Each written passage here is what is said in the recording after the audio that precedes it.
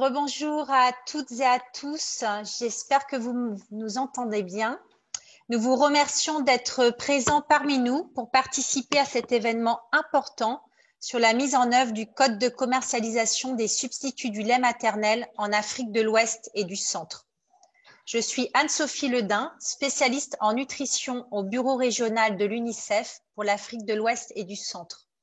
Je vais commencer cette session en passant en revue quelques conseils pratiques pour faciliter votre participation à l'événement de ce jour.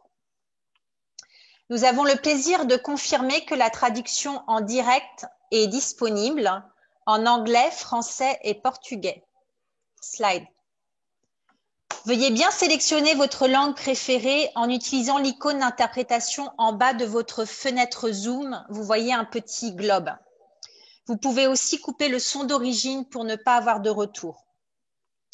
Nous vous encourageons à vous présenter dans la boîte de chat en envoyant un message à tous les panélistes et participants. C'est avec grand plaisir que je vois que beaucoup de personnes ont déjà commencé à se présenter. Nous allons ensuite, pendant le webinaire, vous pouvez aussi utiliser la boîte de chat pour demander de l'aide ou pour continuer à vous présenter. Si vous avez une question à poser à l'un des présentateurs, veuillez utiliser la zone de Q&A que vous voyez aussi apparaître dans le Zoom. Enfin, veuillez noter que le webinaire est enregistré et qu'il sera rendu disponible ainsi que les questions et réponses sur le site web Stronger with Breast Milk Only que certains d'entre vous connaissent peut-être déjà. Entre autres, il y aura aussi d'autres façons d'accéder à l'enregistrement.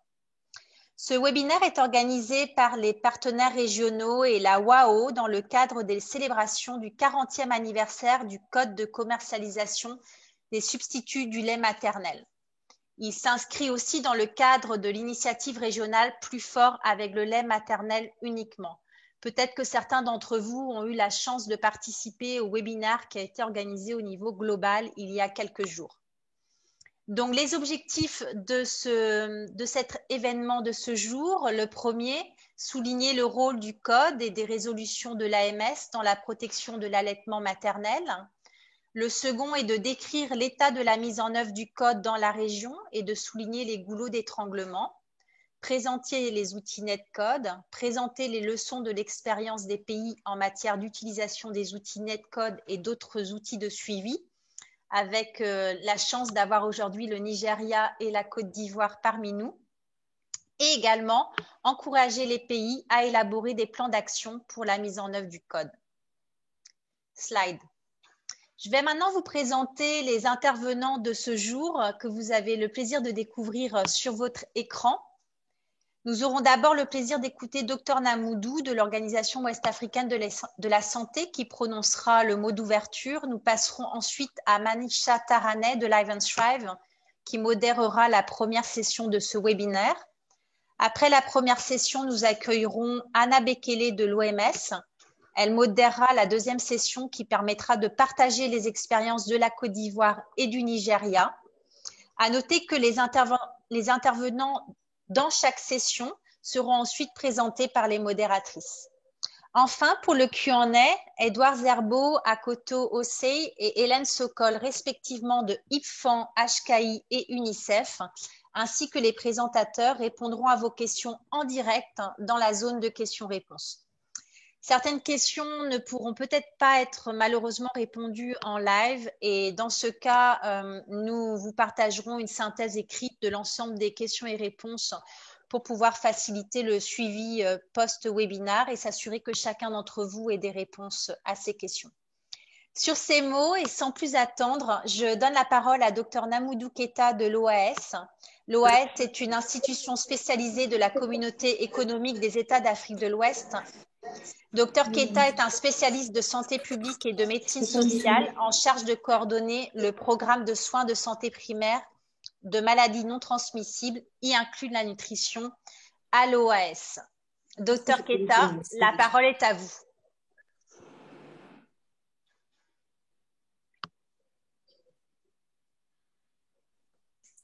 Merci beaucoup Anne-Sophie. Mesdames et messieurs les co-organisateurs de ce webinaire, mesdames et messieurs les points focaux de l'OAS en matière de nutrition. Chers participants et invités, avant tout propos, je tiens à vous transmettre les chaleureuses salutations du directeur général de l'OAS, le professeur Stanley Okolo, et le directeur du département des soins de santé, le docteur Kofi Boussia, qui remercie très sincèrement les partenaires de l'OAS, en particulier les membres du groupe régional de travail sur la nutrition, pour leur engagement et enthousiasme dans l'organisation de cet important webinaire à l'occasion du 40e anniversaire de l'adoption du Code international de commercialisation des substituts du lait maternel. L'OAS se réjouit à plus d'un titre de cette initiative commune, car en effet, son plan stratégique actuel de renforcement des interventions de nutrition 2018-2025 est de contribuer à la création d'un environnement favorable à l'amélioration de la sécurité nutritionnelle en renforçant la résilience des populations dans l'espace CEDEAO. Un des résultats intermédiaires de ce plan porte sur le renforcement des capacités de régulation. Dans le projet de courrier qui va faire partie. Est-ce que je continue? Il y a des interférences? Oui, parce qu'il faudrait qu'on dise qu'on a... Ça fait partie de l'accord. Bon, on peut enlever si vous pensez que ça peut faire traîner. Mais sinon, c'était au-delà de l'accord de siège que nous demandons. Il y a des interférences. Est-ce que je peux continuer?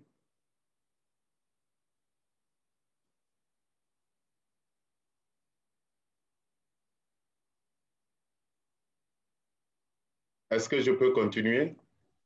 Oui, continuez. Alors, je disais qu'un des résultats intermédiaires du plan stratégique de l'OAS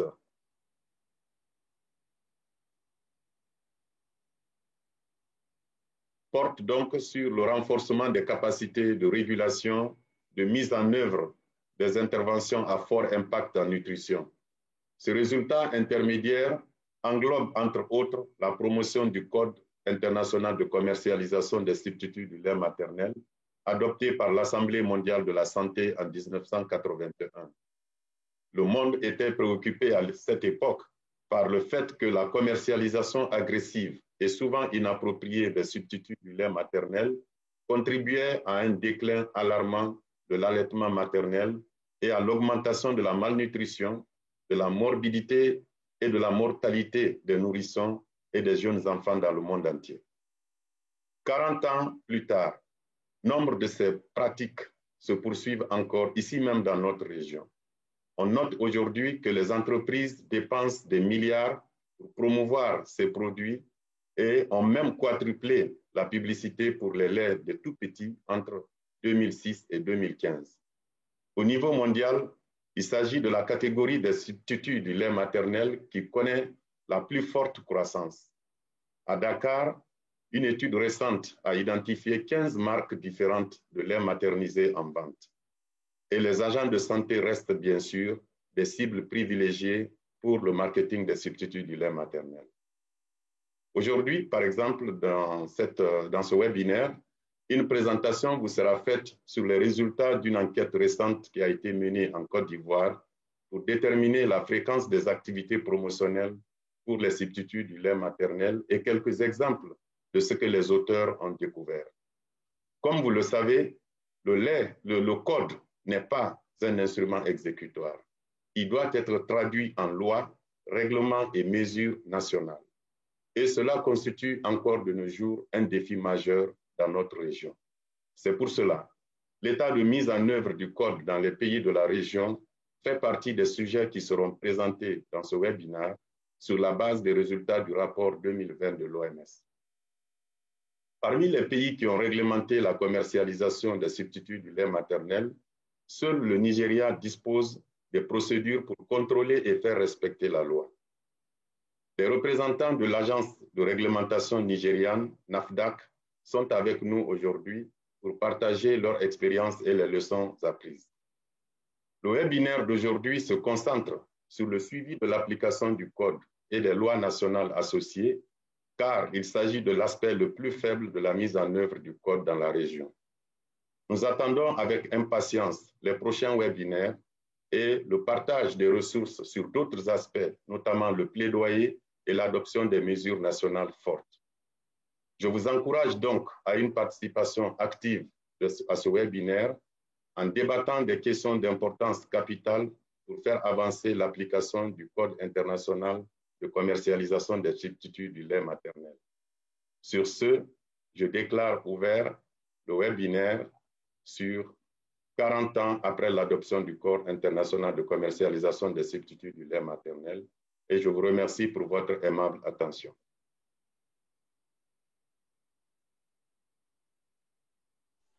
Merci beaucoup, Dr Keita, pour ces mots de bienvenue. Nous allons maintenant passer à la première session de ce webinaire. Elle sera animée par Manisha Taraneh, qui est directrice de programme pour Afrique de l'Ouest pour Alive and Thrive. Manisha Taraneh a plus de 18 ans d'expérience dans le développement, le management et le suivi de programmes de santé et de nutrition à grande échelle en Afrique subsaharienne et également en Asie du Sud. Manisha, la parole est à vous. Merci, Anne-Sophie. Good morning, good afternoon, and a warm welcome to you all. We have a great panel of speakers today to introduce the code and provide an update on the status of its implementation in West and Central Africa. I'm happy to introduce our first speaker, Ellen Sokol. Ms. Sokol has been a legal consultant to the UNICEF West and Central Africa Regional Office since 2018.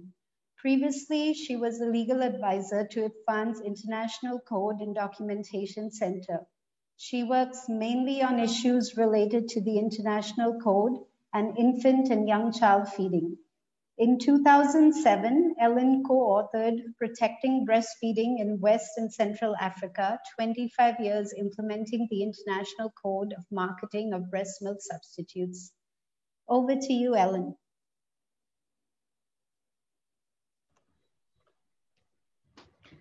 Thank you, Manisha.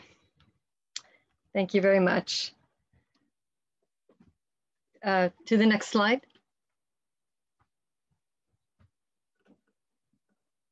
Okay. So I'm going to give a brief summary of the code and the relevant World Health Assembly resolutions. I'll also explain the legal status of the code and the resolutions. And finally, I'll share the status of implementation of the code among the countries in West Africa. The code prohibits all advertising and other forms of promotion to the general public. That includes advertising in all types of media, such as television, radio, newspapers, the internet, by billboards. It prohibits special displays of products in stores, pharmacies, and other places where products are sold. It also prohibits free product samples, gifts to parents, as well as direct contact with mothers or families by marketing personnel. And the code prohibits all promotion in the healthcare system. Infant food companies should not be providing or distributing posters, other items such as growth charts or gadgets. Companies may not give gifts or incentives to health workers and outro produto que motiverait of products outra coisa é que nós temos within the healthcare system. There's also an article in the code dedicated to information and educational materials on infant and young child feeding. Any such materials must be objective and consistent, and the article also requires that these materials should include certain elements related to breastfeeding, and it prohibits references to brands of products within those materials. Another article is devoted to product labeling. So labels of all food products covered by the code must provide the information that's necessary to ensure the appropriate use of the product. The labels should be designed so as not to discourage breastfeeding. For example, all product labels have to include preparation instructions and the required warnings about the health hazards of using the product or about improper preparation. And labels may not display pictures of infants or other images that may idealize infant feeding. And the article on product quality states that all the products within the scope of the code must meet applicable standards recommended by the Codex Alimentarius Commission. The scope of the code describes the products that are covered by the code. And Article 2 of the code states that it applies to infant formula, other products marketed as breast milk substitutes, as well as feeding bottles and teats. Over the years, since the code was adopted, there's been a lot of ambiguity about what exactly is a breast milk substitute or what is meant by something marketed as a breast milk substitute. For some history, when the code was adopted, follow-on milks and growing-on milks, also called toddler milks, did not exist. Infant formula from birth was the only substitute for breast milk. So in many countries, companies did stop some of their advertising and promotion for the formula specifically for infants from birth. But in order to get around the restrictions of the code, they launched new products for older infants and for young children and claimed that those products were not breast milk substitutes. In the slide, you can see that the labels of those three products are very similar and the logos are the same. So advertising one of those products serves to advertise all the other ones. So when countries draft national measures, they need to be very clear about including these products within the scope.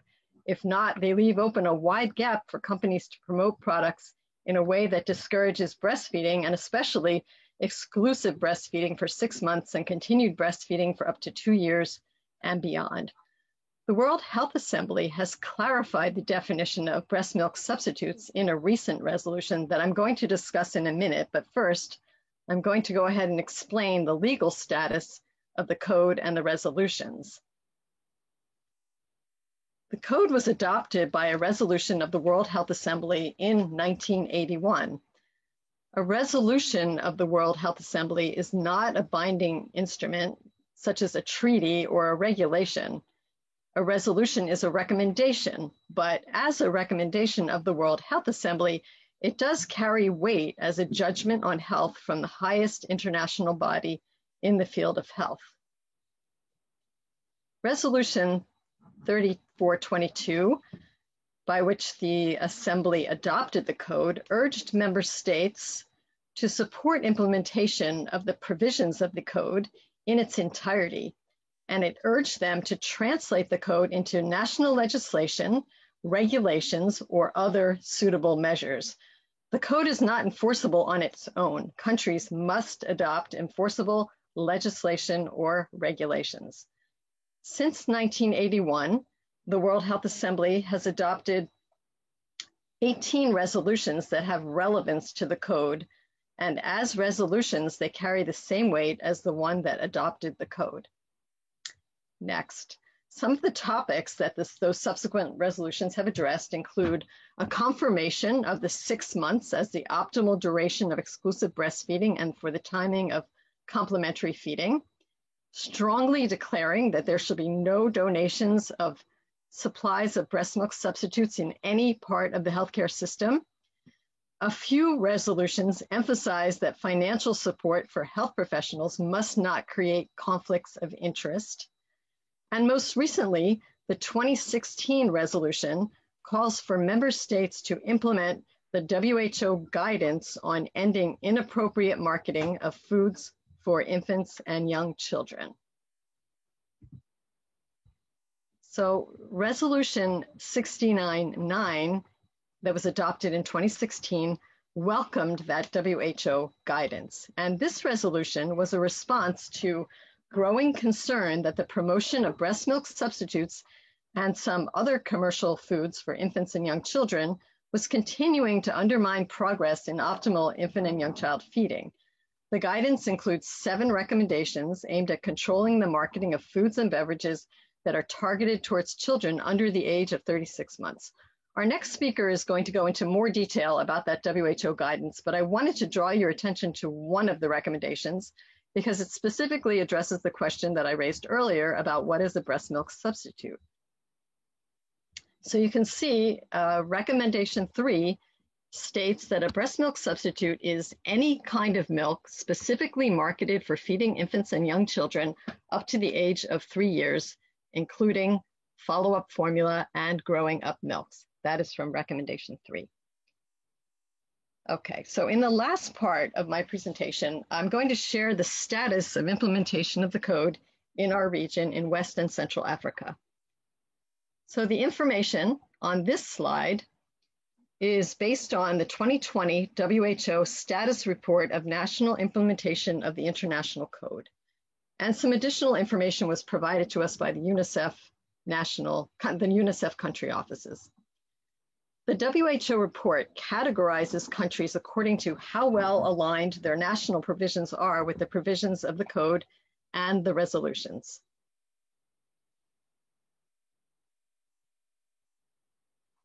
The report designates 4 categories, and the first category includes countries that have measures that are substantially aligned with the code. The 3 countries in green on the map fall into this category, and they include Gambia, Ghana, and Nigeria. The 8 countries that are in yellow have measures that are moderately aligned with the code. They include Benin, which is actually in the process of reviewing its 1997 decree, Burkina Faso, which did repeal the decree that was evaluated for this report and has adopted a new one just this year. It also includes Cape Verde, Chad, Cote d'Ivoire, Democratic Republic of the Congo, Gabon, and Mali. The 4 countries in pink have implemented only some of the provisions of the code, and they include Cameroon, Guinea-Bissau, Niger, and Senegal. Niger and Senegal are both in the process of revising those measures. The 7 countries represented in red and listed on the other side of the map have not yet adopted a measure to implement the code. They include the Central African Republic, Equatorial Guinea, Liberia, the Republic of Congo, Sierra Leone, and Togo. The countries that are marked with an asterisk have begun working on code implementation. And we also learned that earlier this year, Sierra Leone completed drafting a bill which has been gazetted for consideration in Parliament.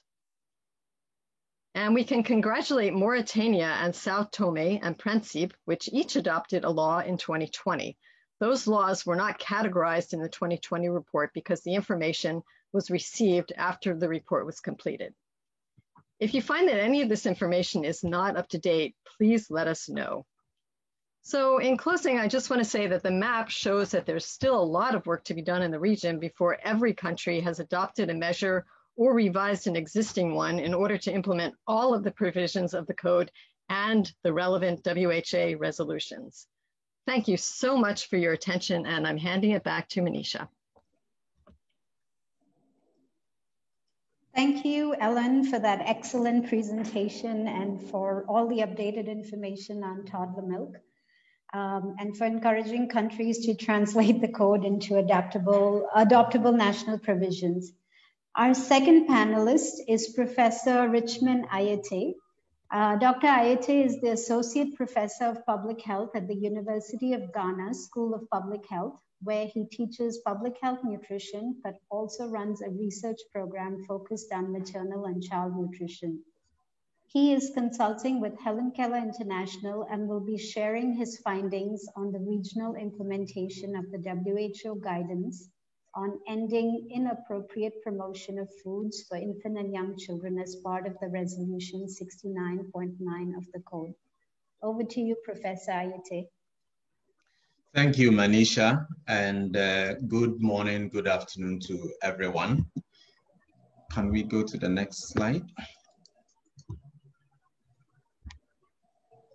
Okay, so this is continuing from where Ellen left off, and is part of the work that we have been doing. The goal of the work was to assess awareness and the extent to which ECOWAS and Central African countries have incorporated the WHO technical guidance recommendations that Ellen mentioned into national legislation, policies, and plans. Next. Okay, so what we did was to review existing legislation, regulations, policies focused on infant and young child feeding in the 2 sub-regions, And then in addition to that, we also conducted an online survey that was administered via email to program managers in 23 countries. So we targeted 23 countries, but we actually got feedback from 16 of the countries. And for the review of the documentation, we used a checklist based on the WHO technical guidance document, again, focused on the 7 recommendations. Let me mention at this stage that we wouldn't have enough time in this brief presentation to provide the evidence on all the 7 recommendations. And so I would only provide a summary of some of them. My understanding is that very soon we would all have access to the full information soon. Now, so just a few of them that are relevant to the discussion that we are having. So to talk about the recommendation 2, which focuses on breast milk substitutes and also foods for infants and young children.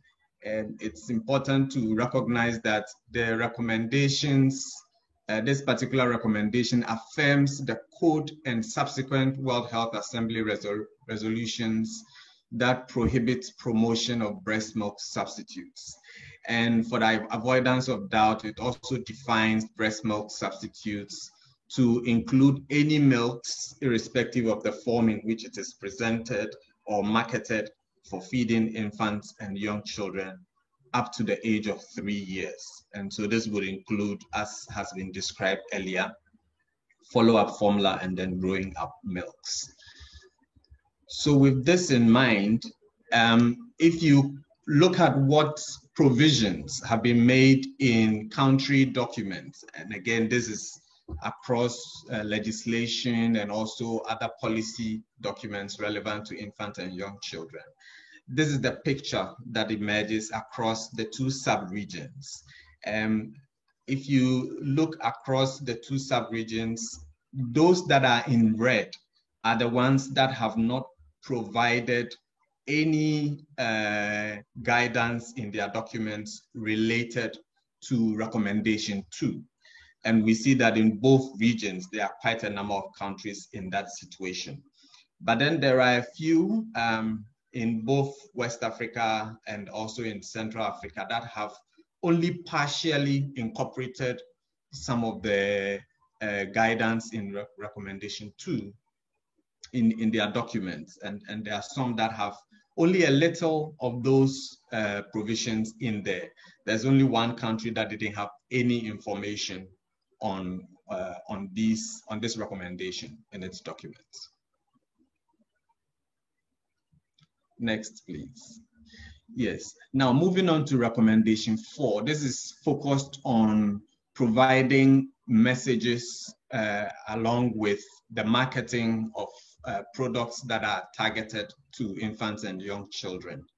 And there are some provisions in the recommendation that I'd like to just highlight before we look at the findings. So the recommendation indicates that messages that are used to promote foods for infants and young children should support optimal feeding guidance that are expressed globally in global guidance for infants and young children.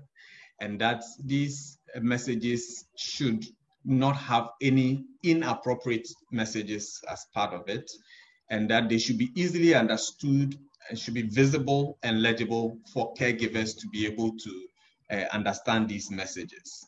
And then the messages should also include very key information related to the importance of continued breastfeeding for up to 2 years and beyond. And then also should have a message of the importance of not introducing complementary feeding before 6 months of age. On the other hand, it also provides information on, next please, yes. It should also not provide messages that include image, text, or other representation that might suggest the use of the product for infants that are less than 6 months old. Those are covered for in the code. And then it should also not indicate information on messages that undermine or discourage breastfeeding or make a comparison to breast milk. They should also not suggest that a product is equivalent or even nearly equivalent, or on the other hand, superior to breast milk. It should not recommend or promote bottle feeding, and it should not convey any indication of endorsement by a professional body unless it's specifically approved by the country's regulatory authorities. Now, on the next slide, we will see that we've taken all these guidance in the recommendation, and based on that, we find that in the 2 regions, there are 14 countries that have some provisions in it. There's no country that met all the provisions in that particular recommendation. And you would see that the ones in orange are the ones that are probably the most. And it shows that many of them have very little provisions in their existing documents that are related to recommendation 4. And there are a few that have more than a little, but obviously has a lot more way to go across the 2 regions, sub-regions. Next. Okay, so the other one that I'll talk about is cross-promotion. Now, this is a promotion tool that companies use to market their products.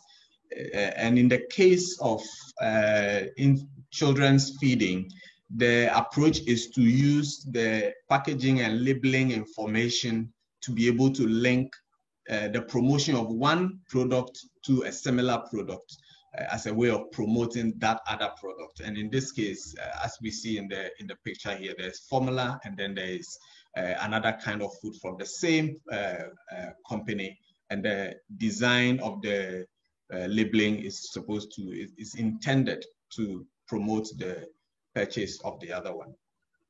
Now, the recommendation indicates that there should be no cross-promotion to promote breast milk substitutes indirectly via the promotion of foods for infants and young children. And in this, we find that actually there is one country currently that has provision in their regulation that is already passed, and that's Nigeria. It mentions that in its document, legal document, it defines it and also prohibits cross-promotion as indicated in the recommendation. Senegal also has a provision like that, but at the time that we were putting this information together, it had not already passed. It was in a draft form. It has not been passed. I'm not sure whether that has been done yet, but this is what we found at that time. Ghana is mentioned here only because it also mentions the idea of tie-in sales, which is linking the sale of one particular product to another, but it doesn't mention cross-promotion. So this is one recommendation that not many countries have done much about. Next. So based on these, and these are the ones that we can share at this time, given the time that is available to us, we conclude that there is a high awareness of both the code and then also the recommendations in the WHO technical guidance. However, the survey data shows us that there is limited understanding of the recommendations, and only a few countries have included all the code provisions to effectively promote, protect, and support breastfeeding. There are only a few countries, especially those in West Africa, that had documents that incorporate some of the 7 recommendations that have been mentioned. In fact, particularly recommendation 5 and recommendation 7 are one of those that many countries have not really had any provisions in their documents on. And the survey, however, identified that there are multiple opportunities for countries to build on the existing capacities that they have currently. And so based on that, we conclude, the next please. We conclude that a number of actions are needed to improve the situation in terms of existing guidance. And one of them is to develop if it doesn't exist, to develop existing documents that are relevant to the recommendations in the technical guidance, or if it exists, to update the existing documents. And also there is need for awareness creation and capacity building in the countries that need to make these changes. And we recognize that the countries would need both technical and financial support to be able to develop or revise existing documents. So basically, this is what the situation is across those countries. And I'd like to thank, next please, I'd like to thank all those who have been involved in this process from University of Ghana and also from Helen Keller and UNICEF. And thank you for your attention. Thank you, Professor Ayete, for that very comprehensive presentation on the status of the resolution 69.9. It's clear that there's a lot that needs to be done in the region. Our third presenter is Dr. Hannah Bekele. She's a senior nutrition specialist with over 2 decades of nutrition and public health experience. She is currently the senior nutrition advisor at the WHO Afro Intercountry Support Team for East and Southern Africa. Dr. Bekele provides technical support in developing nutrition policy, strategic planning, monitoring and evaluation, technical support for essential nutrition services, prevention of childhood overweight and obesity, and emergency nutrition. She supports 20 countries in translating the WHO public health nutrition recommendations and policies into implementable programs. Dr. Bekele will discuss the importance of monitoring and enforcement and the WHO NetCode tools for ongoing and periodic assessments of the code. Over to you, Dr.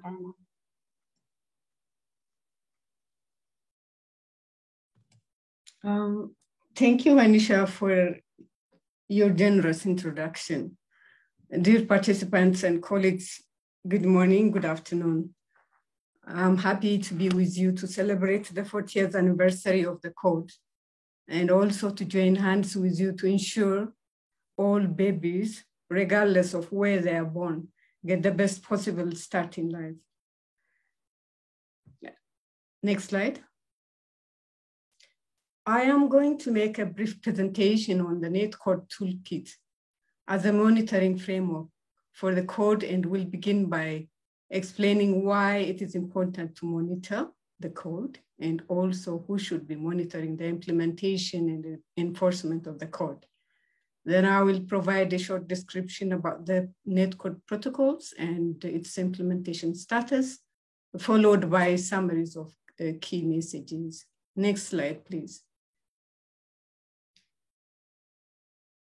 National laws for implementation of code can only be effective if governments monitor compliance to apply effective sanctions for violations. It is indeed important to endorse the regulations and enforce systems.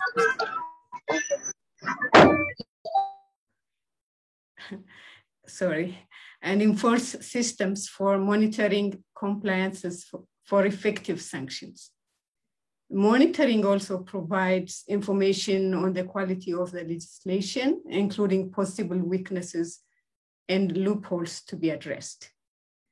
For this to happen, a regular monitoring mechanism should be developed and funded from the outset.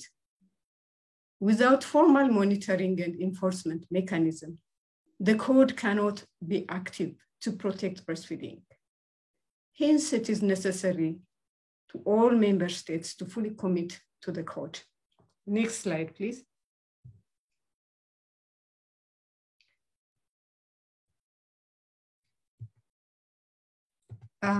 According to the Article 11 of the code, the primary responsibility of monitoring lies with the governments. However, manufacturers and distributors or breast milk substitutes of breast milk substitute should also monitor their marketing practices at all levels according to the principles and aim of the code at this end. The non-government organization, institution, individuals are very important in drawing the attention of the manufacturers and distributors to activities which are incompatible with the code and inform the government to take action. So multi-sectoral collaboration is quite needed in this area. Similarly, health professionals and health managers have a responsibility for monitoring their practices in the healthcare settings, ensuring that no marketing takes place in the health facilities. Next slide, please. Now I'll talk about the NetCode as a monitoring framework since 2015. NetCode is as mentioned, is a network of global monitoring and support for implementation of the code and the subsequent relevant World Health Assembly resolutions. It also combines the efforts of civil societies, academics, and selected countries to establish standard for code monitoring. You can see the logos of all the partners involved in this. Next slide, please. Okay, next slide. The two protocols in this toolkit for the ongoing assessment and periodic assessment, while they are complementary, are designed to be used independently. Which one to initially implement will differ from country to country, and also depending on their specific context, resources, as well as the need for information. Next slide, please. Periodic assessment protocol helps to conduct a periodic assessment every 3 to 5 years to quantify the level of compliance with the national laws and the code and identify gaps and issues that will need to be addressed through policy and legislative measures, programming, and also investments. Implementation of periodic assessment has the advantage of providing quantitative estimates of violation to get an overall picture of the situation with respect to the code compliance. The information can be used to advocate the national authorities for strengthening the code, laws, and enforcement, or also budget to strengthen the ongoing monitoring. In addition, it enables trends in code compliance to be tracked over time. Periodic assessment can also be used to establish a baseline at the time of the new laws being introduced. Next slide, please. So in a nutshell, it assesses quantitatively the level of compliance with the provision of the code and the national measures, as well as also assess the trends and the changes in compliance over time, identify priority areas of code implementation and enforcement work, and also reveal gaps and limitation of national laws to be addressed through policy and legislative measures. Next slide, please. The periodic assessment targets several critical stakeholders, such as mothers, retailers, health workers, health facilities, and media channels. Hence, we have different modules. Next slide, please. This slide shows the implementation status of the periodic assessment protocol. As you see on the slide, quite a number of countries, not much, but completed the periodic assessment. Some have picked just one module, like Brazil, retail, and Dominican Republic, mothers only. And you also see on the chart from our continent, the ATNI, which is Access to Nutrition Foundation, did assessment in 3 countries, one of them in Nigeria. So the study published in 2018, assessing the level of compliance with the code for each of the 5 major baby food companies whose products were found in Lagos. So the ATNI used an early version of the Netcode protocol to carry out the study. We will provide a link to the study in materials we are going to distribute shortly after this webinar so that people will learn more about that. And other countries are also in the planning stage: Panama, Russian Federation, Suriname, and Zimbabwe. Next slide, please.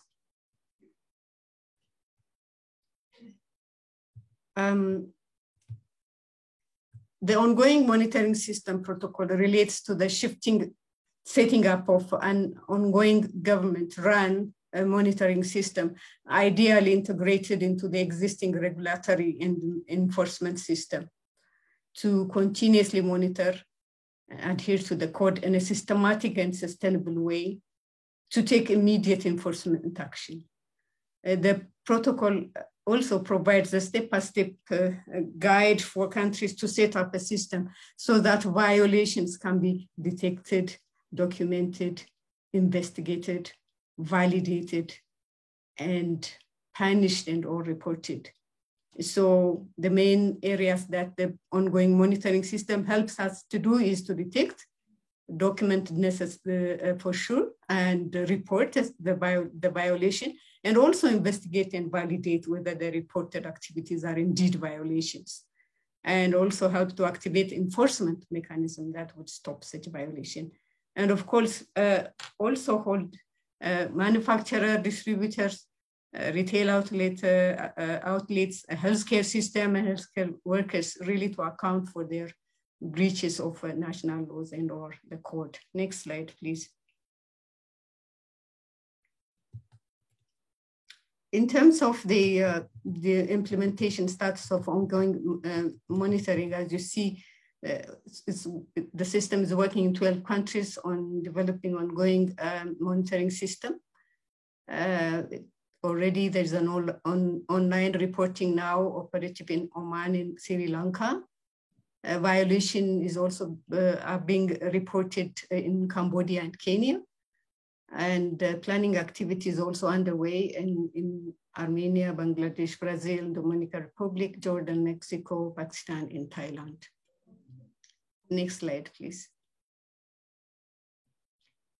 In summary, it's not enough to simply translate the provision of codes into the national legislation. We understand it is very important for each country to have a monitoring system in place to monitor the codes legislation. So to ensure that the provisions are complied with to protect and promote the health of the children.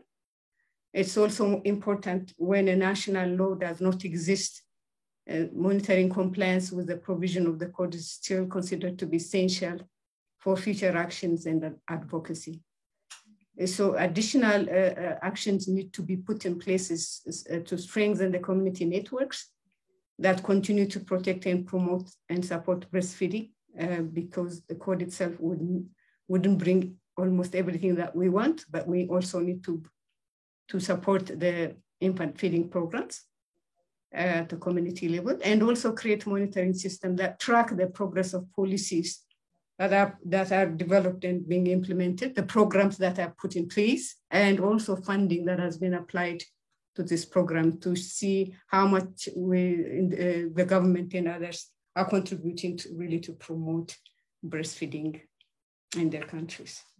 I think with this, I will end and I will hand over back to Manisha. Thank you very much for listening. Thank you, Hannah, for that great presentation on the Netcode tools. I'm actually going to hand it back to you to moderate the second session of this webinar. Thank you. Thank you very much. Dear participants, the next session is on the monitoring and enforcement of the code in West Wakar, with a focus on the country experiences and lessons learned. Our speakers include Dr. Kwame, Eva Edwards, Simon Naman, and Edward Zerbo. Apologies for not pronouncing the name properly. The first presenter is Dr. Kwame. Dr. Kwame is the coordinator of the National Nutrition Program at the Ministry of Health, Côte d'Ivoire, since 2017. He has 18 years of experience in public health, with 12 years in humanitarian work, nationally and internationally at UNICEF and WHO. He will share the experience of Côte d'Ivoire with periodic monitoring results and lessons learned. Dr. Kwame, over to you. Merci. Mesdames et messieurs, chers participants, bonjour. Dans la suite donc, des présentations précédentes, je vais vous parler de l'évaluation des violations du code de commercialisation des substituts du lait maternel dans les structures de santé à Abidjan, en Côte d'Ivoire. Diapo. Ma présentation donc, se fera autour des points suivants, donc une introduction suivie de l'objectif et de la méthode de l'étude. Nous allons passer en revue les étapes de l'étude suivies des résultats clés et enfin, quelle est l'utilisation des résultats de l'étude. Diapo. En introduction, il faut savoir que la Côte d'Ivoire a adopté le 6 juin 2013 le décret portant réglementation de la commercialisation des substituts lait maternel, suite donc à son engagement au cadre global de réglementation. Il est prévu 3 arrêtés d'application en cours d'adoption en vue de renforcer donc notre réglementation. Malheureusement, notre contexte est marqué par la violation non encore quantifiée de ce code et l'insuffisance des données factuelles ne permet pas d'apprécier malheureusement l'étendue des violations. D'où cette étude que nous avons donc réalisée et avec pour objectif, diapo, d'évaluer les violations donc, du décret national réglementant la commercialisation du lait maternel dans les établissements de santé auprès des mères d'enfants de moins de 24 mois. Plus spécifiquement, il s'agissait d'estimer la prévalence de l'exposition à la commercialisation des substituts chez les mères d'enfants de moins de 24 mois. Ensuite, mesurer la prévalence des interactions entre les professionnels de santé et les représentants des entreprises. Et enfin, évaluer la quantité et le contenu du matériel trouvé dans les établissements de santé. Diapo.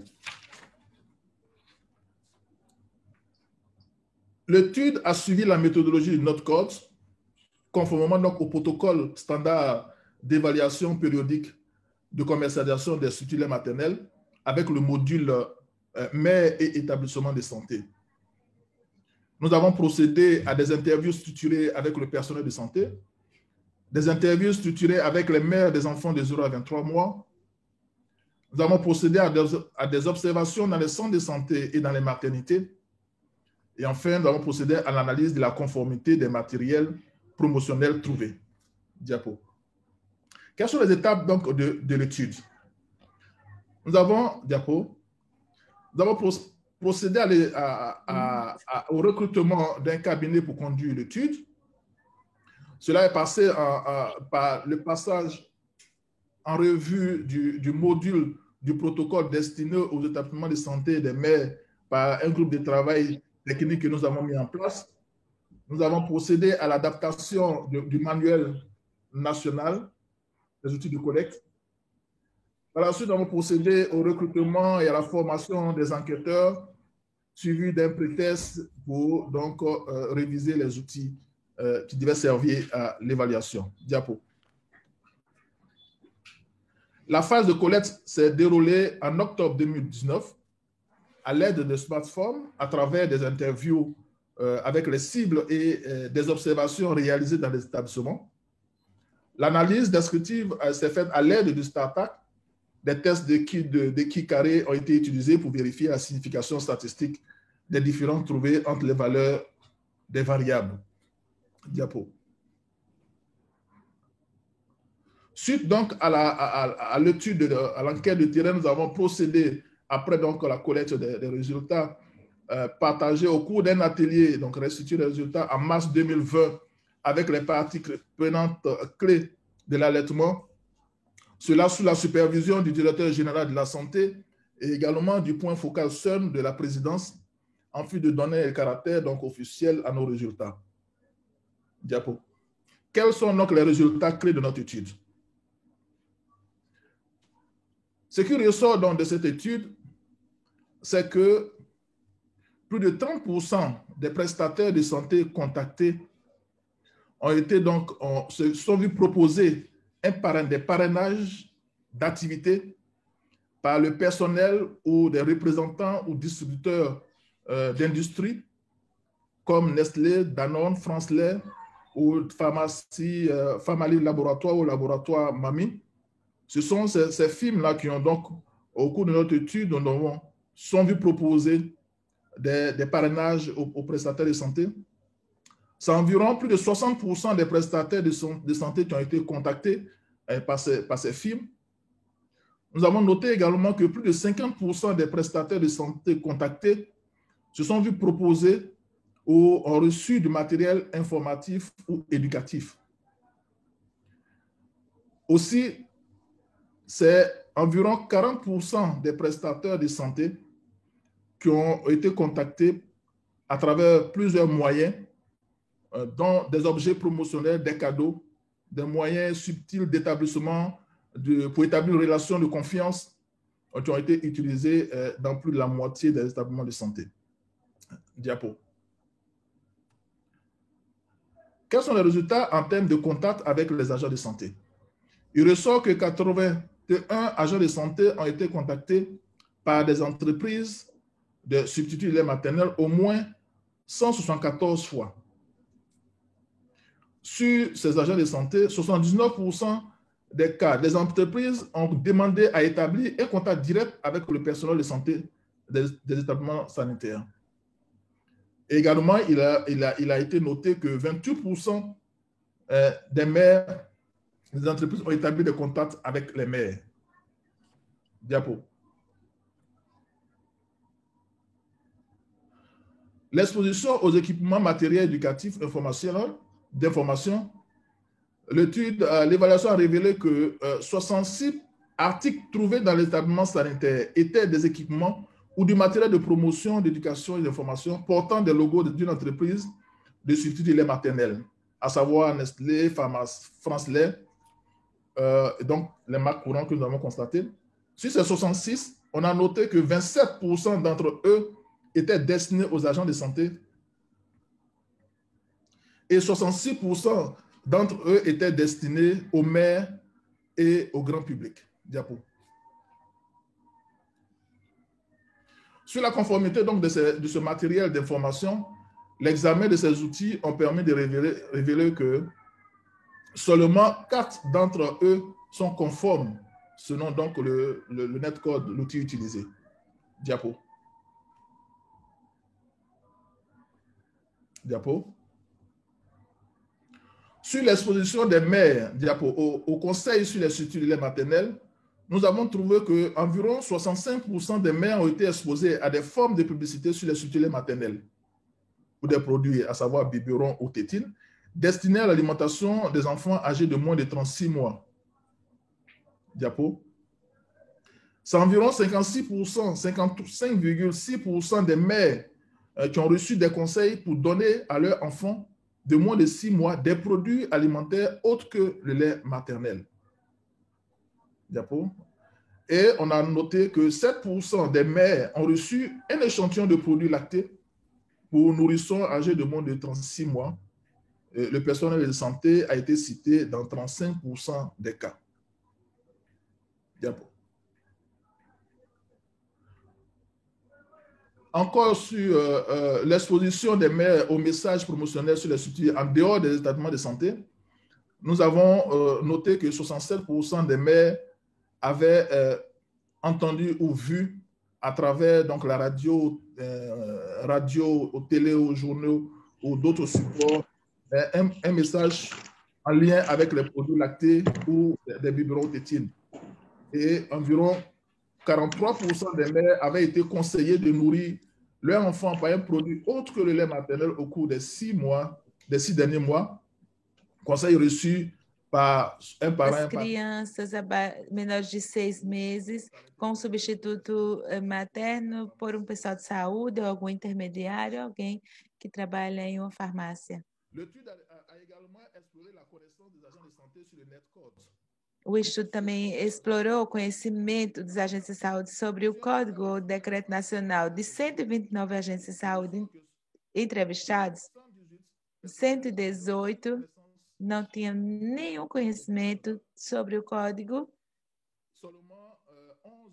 Apenas 11% tinham, ou melhor, 11 pessoas tinham conhecimento do código e observou-se que uma única pessoa tinha recebido uma formação sobre o código. Aqui são algumas imagens que encontramos nos centros de saúde que visitamos, que são cartazes ou caixas para canetas e lápis, ou estão estampados na roupa do pessoal. Considerando esses resultados, caros participantes, que nos permitem ver o alcance da violação do código, nós iremos integrar esses resultados nas nossas intervenções futuras e que vão abordar as abordagens relacionadas às instituições sanitárias amigas dos bebês. Également,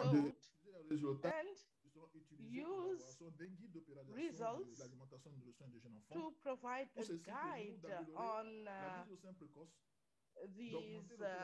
a guide for the health centers and also have some actions to get better results. I would want to conclude by presenting to you this link. We invite you to visit. This was a documentary which was prepared by Le Monde, which is focusing on Côte d'Ivoire and the influence of agribusiness firms, companies, and we invite you, encourage you to work on this. Please, I would want to thank you for your trust in our work. Thank you very much.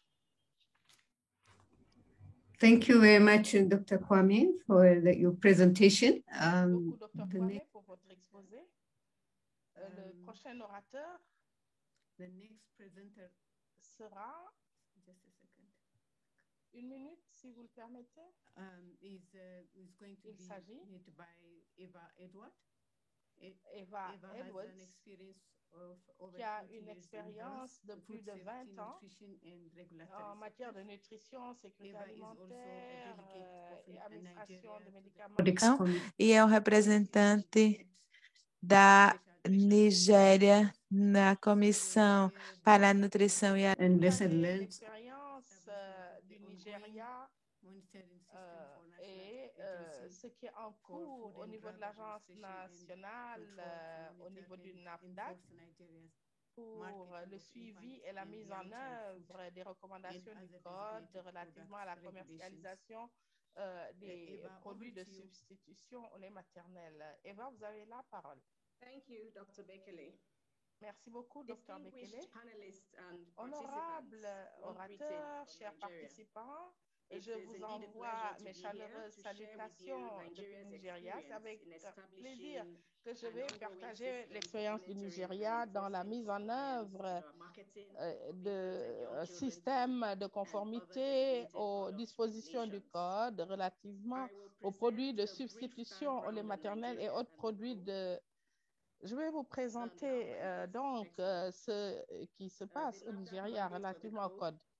La mission de NAFDAC, le système de suivi de la conformité au règlement, l'application des règlements, les facteurs de succès essentiels, les difficultés, les leçons tirées et les prochaines étapes.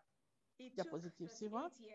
Il a fallu 38 ans donc d'intervention pour amener le Nigeria à avoir un cadre de réglementation et judiciaire qui est celui qu'on a aujourd'hui. Notre première mesure était en 1986 et qui était donc le code d'éthique, le code de déontologie pour la commercialisation des produits. Je crains que je vais reprendre. On était un des premiers pays qui avait voté pour l'adoption du code en 1981. En d'autres termes, il a fallu revenir sur le Nigeria et travailler pour la mise en œuvre des dispositions de ce code dans leur intégralité à travers des mesures nationales. Et je vais vous dire quel est le chemin que nous avons parcouru depuis 1981 et ce que nous avons pu faire.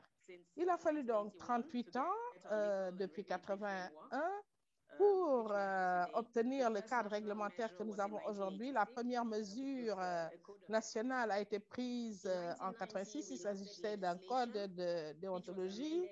En 1990, il y a eu un décret qui fut amendé en 99 et la législation fut adoptée en 2005. Et ces textes ont été soit révisés, soit abrogés et remplacés et portés sur les résolutions portant sur des questions assez importantes comme les conflits d'intérêts, donc le parrainage de réunions et autres activités des centres de santé et du personnel de santé.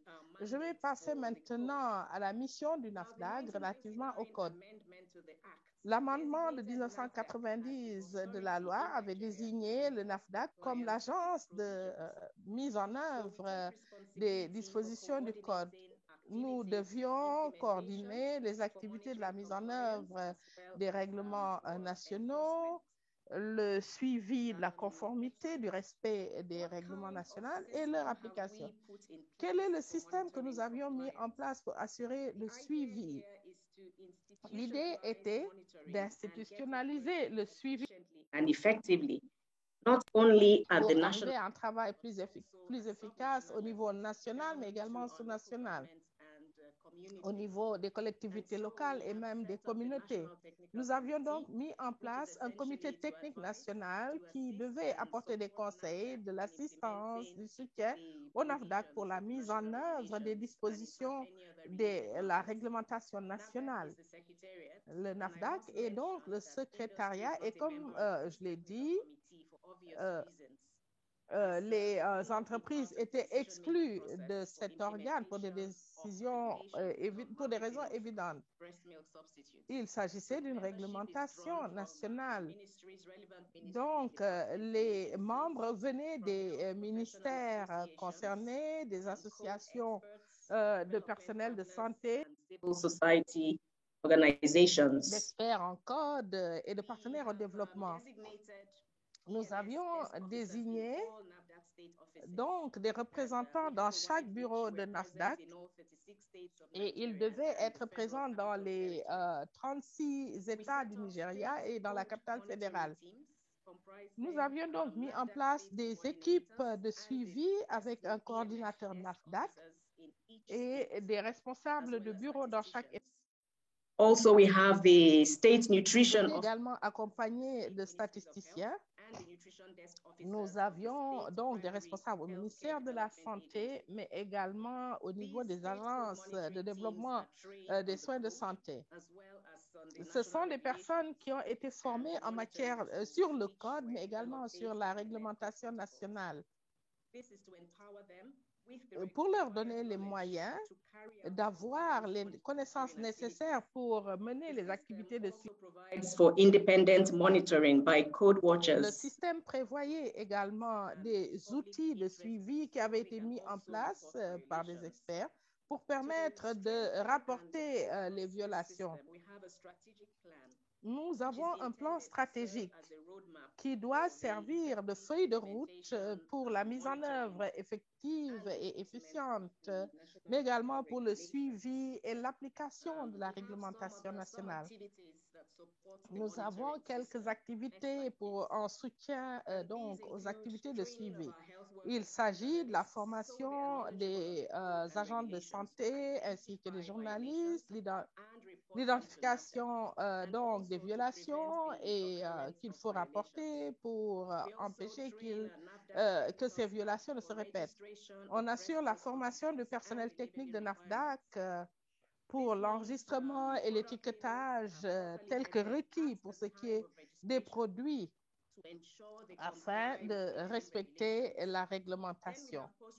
Nous avons également des activités d'inspection post-enregistrement qui nous mènent auprès des lieux de revente où l'on vérifie les étiquettes pour empêcher toute activité de promotion à travers donc des étals spécialement prévus pour ces produits. Nous avons des activités de soutien du système de suivi de la conformité. Nous avons les protocoles Netcode, mais également d'autres outils. On cible les centres de santé, les personnels de santé, les femmes, les magasins de détail. Nous avons également des manuels de formation avec des modules spécifiques, car on a voulu assurer l'harmonisation et la structuration de la formation. Nous avons également des notes de plaidoyer s'adressant aux leaders principaux au niveau religieux, des médias, des décideurs, des législateurs, des familles et des professionnels de la santé. Nous avons également des messages clés sur donc l'allaitement maternel à travers des programmes de radiodiffusion et de télévision. Nous avons élaboré une loi, un système pour le suivi en temps réel et cela attend son déploiement. Diapositive suivante, vous avez ici deux brochures qui indiquent l'importance de l'allaitement maternel que nous avons diffusées dans les soins de santé. Et c'était la meilleure preuve pour nous que donc ces dispositifs de suivi étaient bien mis en œuvre dans les centres de santé. Comment procédons-nous à l'application, à la mise en œuvre des mesures nécessaires pour le respect de la réglementation? Lorsqu'il y avait des violations, on envoyait une lettre à l'entité qui avait procédé à cette violation et des mesures étaient dès lors activées avec des sanctions, des mesures dissuasives et autres pénalties. On leur envoie des lettres d'avertissement et il y a même des amendes. Et cela est envoyé lorsqu'il y a contact pour promotion auprès des personnels de santé ou des maires et autres. Diapositive suivante. Il s'agit là de vous présenter les facteurs essentiels pour garantir le succès. Ce sont des éléments que nous avons pu identifier comme essentiels. Avoir une autorité compétente établie par la loi pour assurer le suivi et l'application de la réglementation. Il fallait commencer par passer en revue ce qui se faisait jusque-là. L'autre facteur, c'est d'avoir un engagement, une volonté politique au plus haut niveau et de façon durable par rapport à la mise en place du NAFDAC et ses partenaires.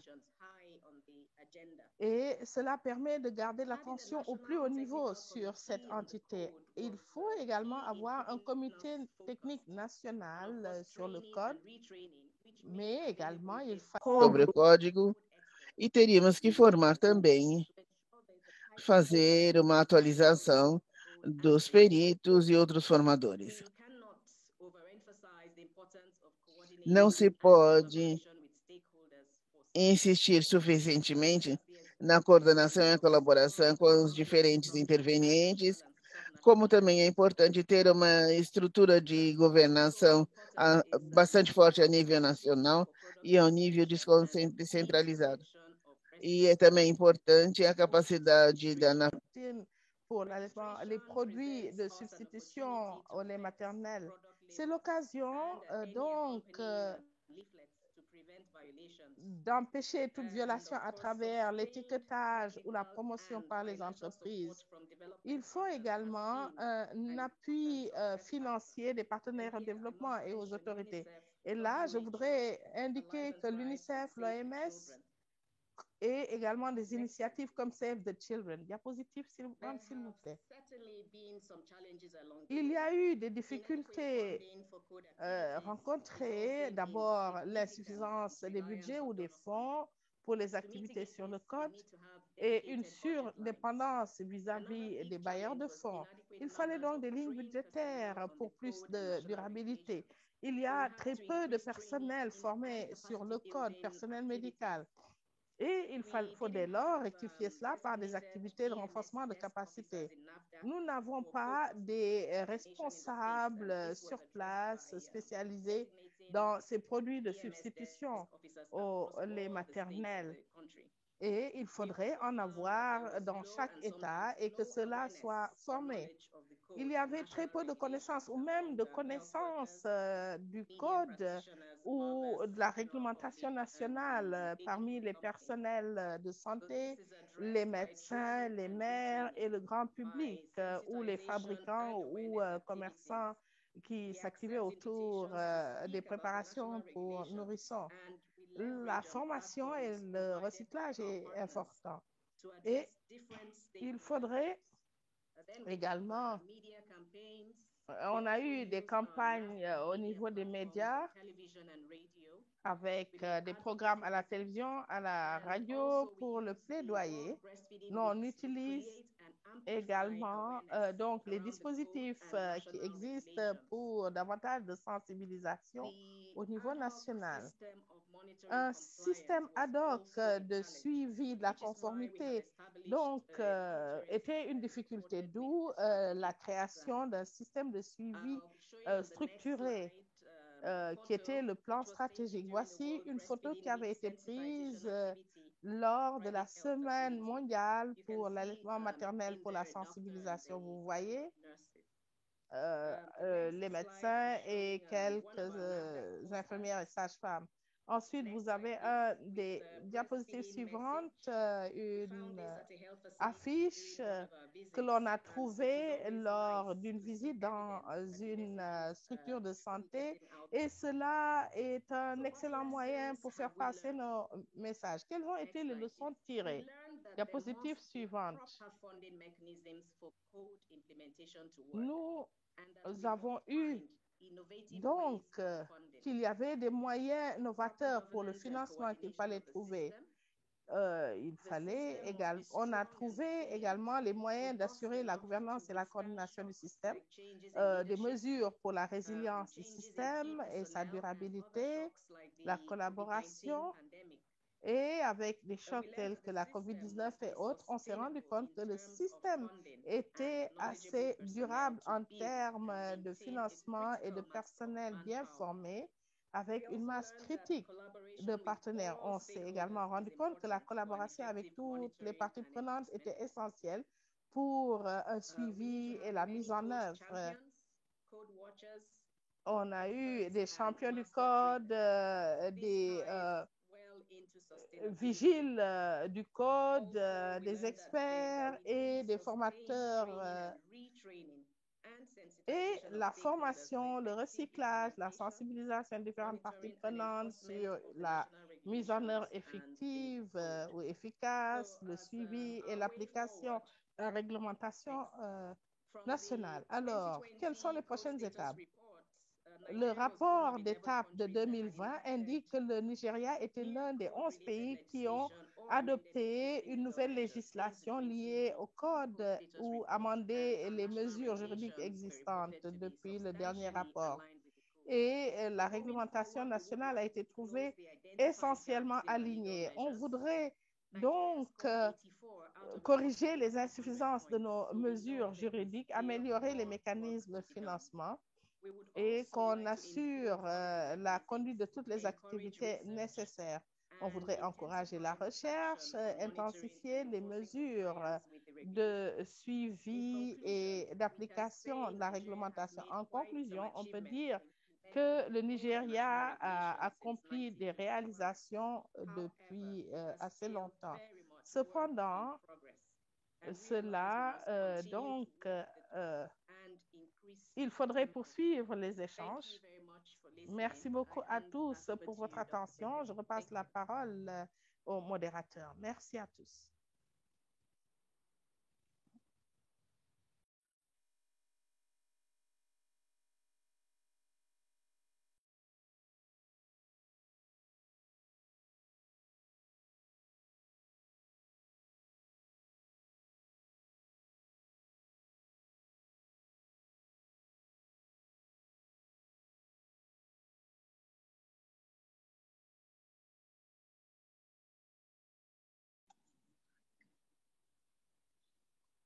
Anna?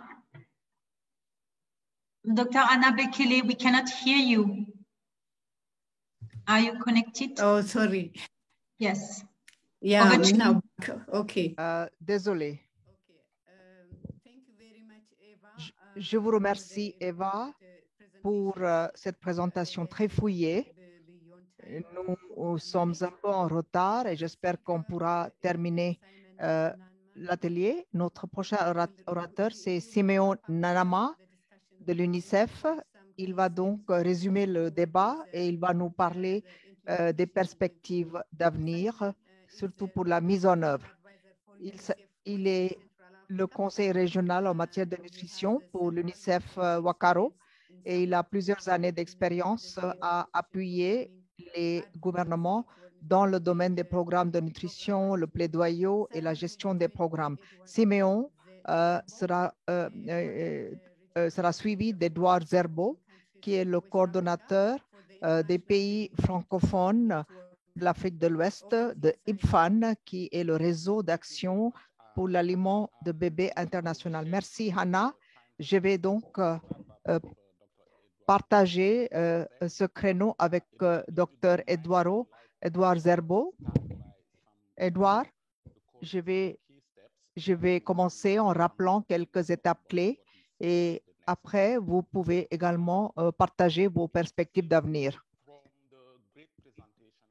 Suite au formidable exposé que nous avons entendu, Nós ouvimos aqui boas apresentações e, na verdade, ter uma legislação nacional to also ensure that that legislation is monitored and is enforced. Suivi et mise en œuvre. Et pour que cela ait lieu, à partir de ce qui a été dit dans les différents exposés, voici quelques points clés qui ont attiré mon attention et qu'il est important de partager avec vous tous. Tout d'abord, il est important d'avoir une autorité compétente identifiée et établie par la loi pour suivre ce code de mise en œuvre. Le modèle présenté par le Nigeria, NAFDAC, est très clair pour expliquer comment le système marche quand il est bien créé de façon très structurée. Il est également important d'avoir un comité national technique qui comprend tous les acteurs, sans exception. Bien sûr, sans les fabricants de lait de nourrissons qui ne peuvent pas faire partie de ce comité pour des raisons évidentes. La formation et le renforcement des capacités du personnel dans ces entités juridiques établies par le gouvernement est important si vous voulez avoir un mécanisme de suivi et de mise en œuvre efficace. Cette formation doit être faite de façon régulière et cela nécessite la création d'un groupe de formateurs pour s'assurer que le système fonctionne de façon pérenne. Mais au-delà du personnel, et au niveau de l'administration et des institutions pour la mise en œuvre du code, il y a lieu de renforcer les capacités des travailleurs de santé, des journalistes et des communautés. Nous avons vu dans la présentation faite par la Côte d'Ivoire sur les 129 travailleurs de santé interrogés, il n'y a qu'un qui a été exposé à la formation sur le code et cela est très frappant. Et cela veut dire que nous devons utiliser tous les domaines et tous les créneaux pour s'assurer que les travailleurs de santé sont exposés au code étant donné l'importance de leur rôle pour transmettre les bons messages aux mères et aux soignants. Et il est bon de noter que la Côte d'Ivoire a déjà commencé la révision de cette initiative de structure sanitaire amie de bébés et du matériel Ange pour s'assurer que certains travailleurs de santé sont exposés au code. Un autre élément important est l'enregistrement des produits. Bien sûr, si vous n'avez pas enregistré le produit, il sera très difficile de faire l'inspection et le suivi de ces produits. Et dans tout cela, il est important de s'assurer que le gouvernement montre un certain niveau d'engagement. Et comme je l'ai dit tantôt, il s'agit de créer un organe juridique pour la mise en œuvre et aussi s'assurer que cet organe a les ressources requises pour faire un bon suivi et une bonne mise en œuvre de cette législation. Et bien sûr, il faut les partenaires au développement qui doivent continuer à appuyer l'État sur le plan technique et financier. Voilà ce que j'ai pu réunir après avoir écouté les différents exposés. Et maintenant, je vais remettre la parole à Edouard Zerbo, qui va également ajouter ses points de vue. À vous, Edouard. Oui, merci. Bonjour à tout le monde. Je pense que effectivement, de tous les exposés que nous avons eus, je suis conscient que la difficulté au niveau de notre région reste effectivement au niveau d'abord de l'adoption des documents au niveau national. Et en plus de ça, il y a la question du suivi qui se pose avec acuité. Néanmoins, je voulais également, avant de revenir sur ces deux points, parler de l'expérience du Burkina qui a récemment adopté un nouveau décret. Et effectivement, le Burkina Faso a pu, depuis 1993, adopter un décret faisant office donc... A decree which is similar to the code. And this decree had certain shortcomings because beyond the initial document, we also had the... qui n'était pas donc prise en compte. Et aussi, des évaluations avaient montré que au niveau donc de ce décret, il y avait des insuffisances, notamment au niveau du système de suivi et au niveau surtout des sanctions. Parce qu'il y avait quelques enquêtes qui ont été faites, qui ont montré qu'il y avait des violations, que ce soit tant au niveau des publicités, au niveau du grand public, au niveau des services de santé, comme celui de la Côte d'Ivoire a bien signifié, et aussi, bien sûr, au niveau des pharmacies, des points de vente et autres. Cependant, on avait initié en 2002 un processus de révision de ce décret qui, malheureusement, a connu des difficultés et n'a pas abouti. Et ce n'est qu'en 1996 qu'on a initié de reprendre ce processus pour pouvoir vraiment intégrer les nouvelles dispositions et les nouvelles recommandations. C'est ce processus qui a heureusement abouti en cette année 2021 et je crois que c'est le 7 avril, non, 7 mars plutôt, 2021 que le Burkina a pu adopter à travers le Conseil des ministres le nouveau décret qui comprend 3 documents. Notamment, il y a un décret portant bien sûr sur tous les aspects, que ce soit donc le but du décret, sur les aspects effectivement produits visés, les définitions. Donc ça, c'est dans un décret qui a été adopté en Conseil des ministres. Il y a eu 2 autres documents, notamment un arrêté interministériel qui devait être co-signé par le ministre du Commerce, le ministre de la Santé, le ministre de l'Élevage, le ministre de l'Agriculture, qui fait office de document portant à réglementation des publicités et de la commercialisation. Donc, tout ce qui est aspect communication, aspect publicité, c'est réglé par ce 2e document. Le 3e document porte notamment sur un arrêté interministériel également des 4 départements ministériels. Et cet arrêté-là devrait permettre de faire le suivi même du document après adoption. Et donc, tous ces 3 documents ont été adoptés ensemble en Conseil des ministres, mais on n'a pas encore les versions officielles signées après le Conseil des ministres. Donc, pour revenir à la question l'adoption des lois au niveau des différents pays, IPFA, en tant qu'organisation d'appui au niveau des ministères de santé, a fait un travail depuis donc l'adoption du code pour accompagner les différents pays de la sous-région et à travers notamment l'appui technique de ICDC. Et nous nous sommes rendus compte qu'effectivement, il y a beaucoup de violations, ne serait-ce que même de visu à travers quelques photos. Et je pense que ce travail qui a été longtemps fait par IPFA devrait être accompagné et pouvoir aider les pays à pouvoir suivre réellement ce qui est fait comme violation au niveau des pays. Et comme l'a dit un des présentateurs, c'est important que ce soit ces violations-là qui soient rapportées pour pouvoir faire le plaidoyer, parce qu'au niveau des différents pays, beaucoup ignorent encore qu'est-ce que ça veut dire le code, qu'est-ce que ça veut dire les violations du code et quel est l'impact vraiment sur l'alimentation du nourrisson et du jeune enfant. Et enfin, je dirais, c'est de faire en sorte que tous les pays de notre sous-région puissent effectivement être accompagnés, comme on l'a dit, en termes de formation, en termes d'appui technique pour pouvoir effectivement élaborer des lois qui puissent vraiment tenir la route.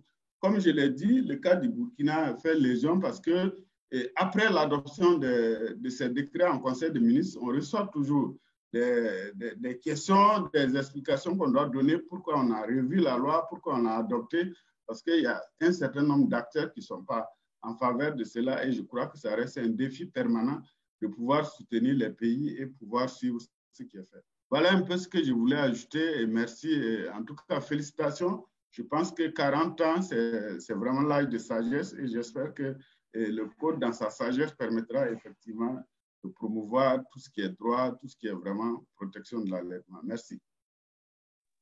Thank you very much, Edouard Zerbo. Merci, Edouard Zerbo. Je voudrais également souligner certains points qui sont les étapes suivantes et cela peut varier selon le stade où se trouve chaque pays.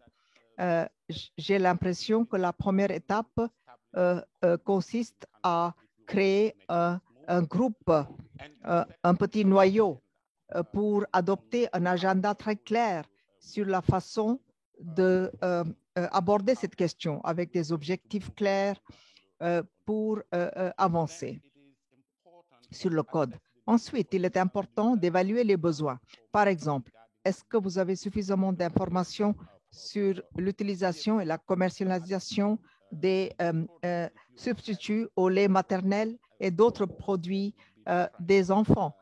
Si vous n'avez pas suffisamment d'informations, il faut faire de votre mieux pour réunir cette information. Il faut également évaluer les différentes mesures juridiques existantes et les carences. Le mécanisme seul n'est pas suffisant. Il faut également voir si le mécanisme est déjà en place, est-ce qu'il est mis en œuvre?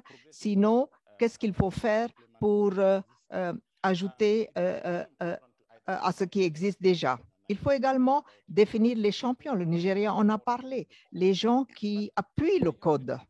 Mais au-delà des champions, il faut également voir qui est contre le code. Si vous savez qui est contre votre agenda, vous pouvez naviguer à travers les défis. Il faut également identifier le budget et les sources de financement. Il faut identifier l'assistance technique requise, vous l'avez dit. Et au niveau régional, le groupe à l'UNICEF est prêt pour vous appuyer aux besoins. Ceci étant dit, je vais remettre la parole à Hannah pour la suite. Merci.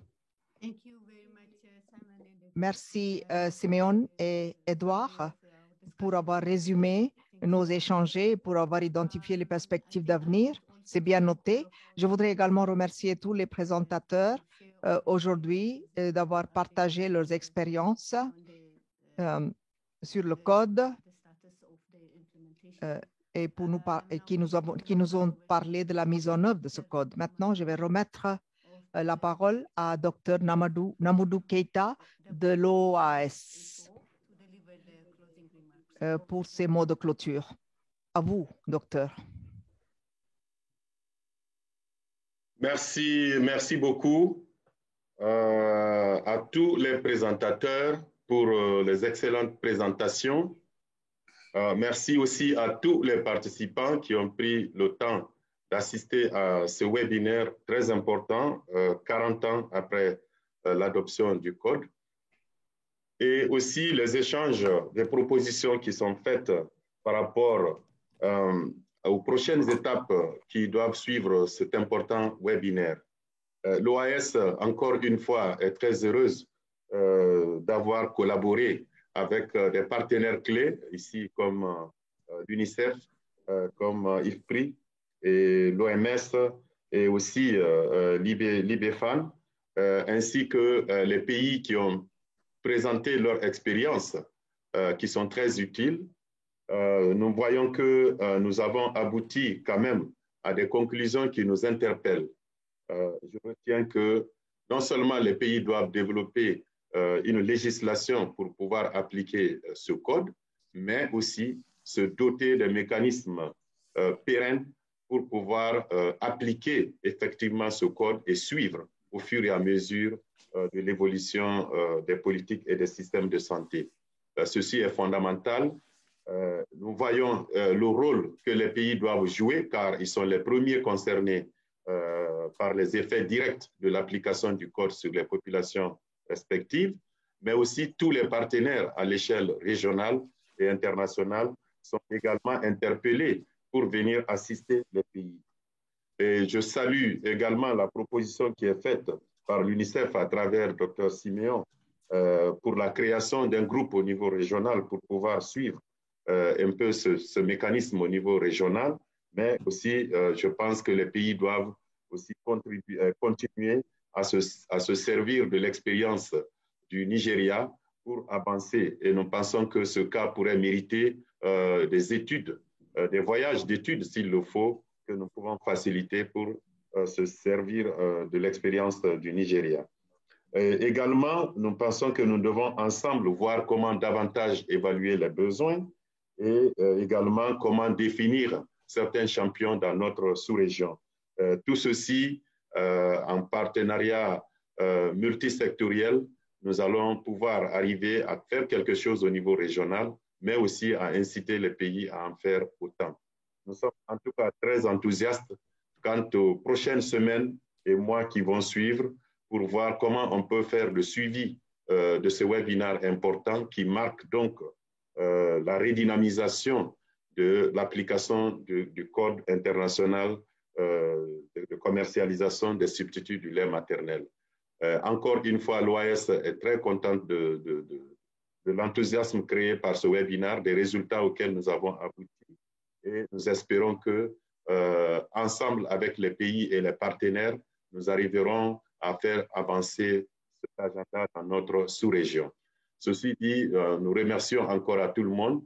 Je sais que les organisateurs que nous sommes, nous allons partager non seulement la documentation de ce webinaire, mais aussi le rapport issu ainsi que les recommandations ici. Nous vous remercions vraiment pour votre aimable participation et nous déclarons clos ce webinaire et à la prochaine. Merci à tous et à toutes.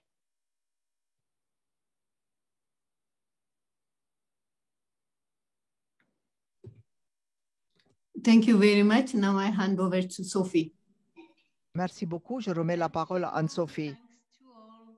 Je vous remercie tous.